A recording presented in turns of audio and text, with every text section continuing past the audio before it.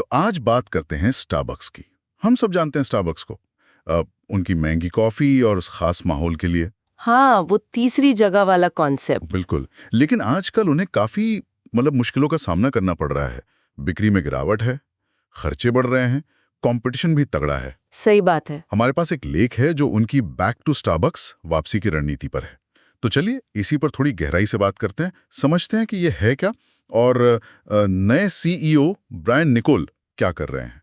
वो सितंबर 2024 में आए थे, है ना? जी हाँ, ब्रायन निकल। देखिए, पहले ये समझना जरूरी है कि नौबत आई क्यों।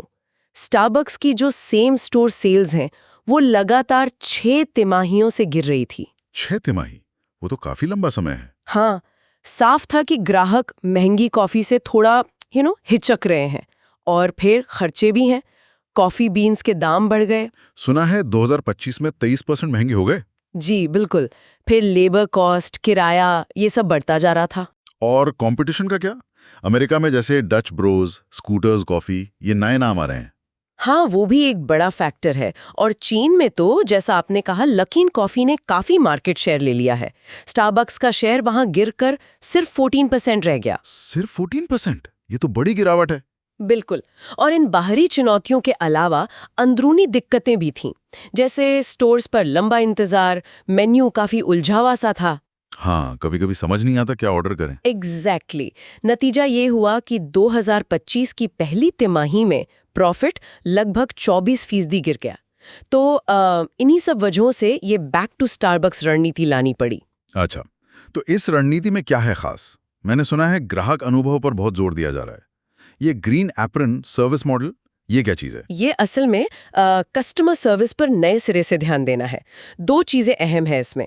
एक तो वो पर्सनल टच। पर्सनल टच मतलब?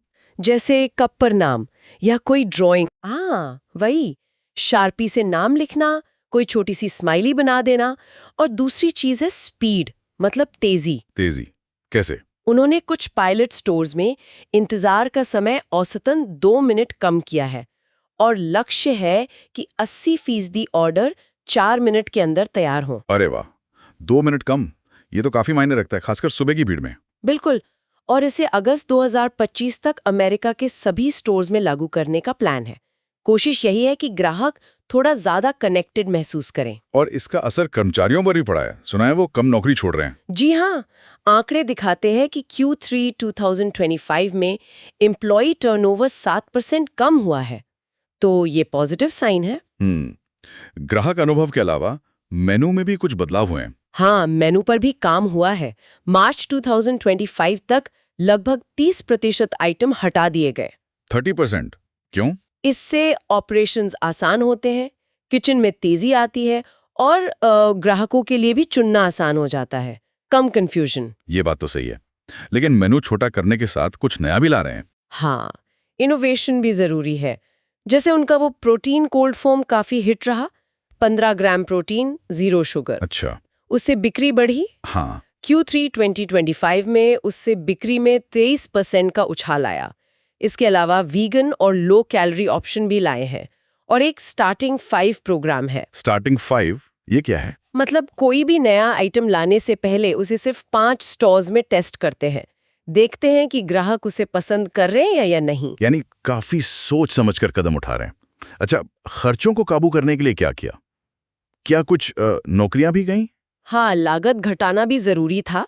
2025 में करीब 1100 कॉर्पोरेट पोजीशंस खत्म की गईं। ओह। और साथ ही टेक्नोलॉजी का इस्तेमाल बढ़ा रहे हैं। AI का काफी रोल है। AI स्टारबक्स में कैसे? हाँ, एक टूल है ग्रीन डॉट असिस्ट, जो बरिस्टा को रेसिपी या सवालों में मदद करता है। और दूसरा है डीप ब्रू AI प्लेटफॉर्म, ये इन्वेंट्री, स्टाफिंग वगैरह में मदद करता है। दिलचस्प है। क्या इससे कुछ फायदा दिखा है? हाँ, जिन पायलट स्टोर्स में डीप ब्रू इस्तेमाल हुआ, वहां बिक्री में करीब 5% की बढ़ोतरी देखी गई। 5% सिर्फ AI से? कमाल है। लेकिन मैंने एक और चीज पढ़ी, वो कंपनी पर कर्ज बहुत ज्यादा है। Debt to equity ratio 3.47। ये चिंता की बात नहीं? हाँ, ये एक रिस्क फैक्टर जरूर है। 3.47 का रेशियो काफी ज्यादा माना जाता है। इसका मतलब है कि कंपनी ने अपनी संपत्ति के मुकाबले काफी ज्यादा उधार लिया हुआ है। अगर ब्याज दरें बढ़ती हैं या मुनाफा कम होता है तो ये मुश्किल खड़ी कर सकता है। तो इसी एक संतुलन बनाने वाली बात है। बिल्कुल। लागत कटौती और ग्रोथ के लिए निवेश के बीच संतुलन। और डिजिटल साइड का क्या हाल है? मोबाइल ऑर्डर और लॉयल्टी प्रोग्राम। वो काफी अच्छा कर रहे हैं। मोबाइल ऑर्डर बढ़कर अब कुल लेन देन का 31% हो गए हैं और रिवॉर्ड्स मेंबर भी करीब 14% बढ़कर लगभग 3.5 करोड़ हो गए हैं। 3.5 करोड़। जी, और इस डेटा का इस्तेमाल करके वो पर्सनलाइज्ड ऑफर्स दे रहे हैं। हालांकि एक चिंता ये भी है कि कहीं सिर्फ डिजिटल पर फोकस करने से इन स्टोर अनुभव कमजोर ना पड़ जाए। सही कहा। अब आते हैं चीन पर। वहां बिक्री 30% गिरी थी Q1 2025 में।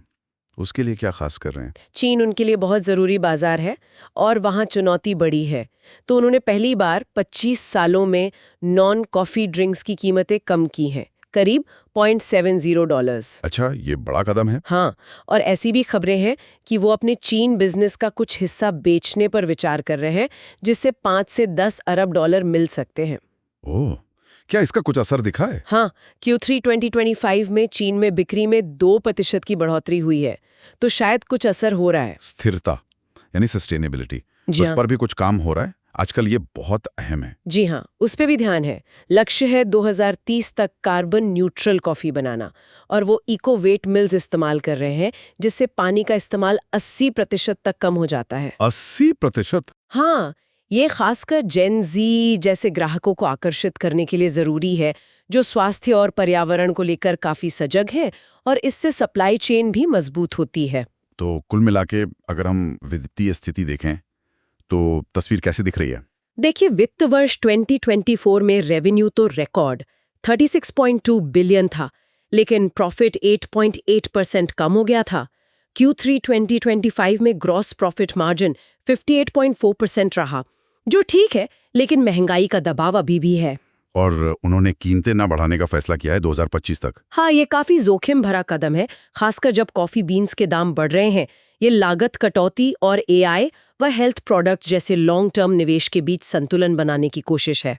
तो संक्षेप में कहें तो स्टारबक्स अपनी जड़ों यानी ग्राहक अनुभव पर वापस जा रहा है, साथ में टेक्नोलॉजी, नए प्रोडक्ट्स का इस्तेमाल कर रहा है और चीन जैसे बाजारों पर खास ध्यान दे रहा है। ये एक बड़ी महत्वाकांक्षी योजना लगती है। बिल्कुल, इसमें जोखिम काफी है, लेकिन अगर ये रणनीति काम कर गई तो इनाम भी बड़ा हो सकता है। सही। और यहाँ एक सोचने वाली बात शायद ये है कि क्या ये जो ग्राहक अनुभव को बेहतर बनाने पर जोर है, कप पर नाम लिखना, 2 मिनट जल्दी कॉफी देना, क्या ये सच में काफी होगा? हाँ, मतलब बढ़ती कीमतों और इतने सारे सस्ते विकल्पों के होते हुए क्या ये छोटी छोटी चीजें ग्राहकों को वापस खींच पाएंगी, खासकर तब जब बहुत से लोग शायद सिर्फ एक तेज और सस्ती कॉफी चाहते हैं। ये देखना वाकई दिलचस्प होगा कि स्टारबक्स इस चुनौती से कैसे निपटता है।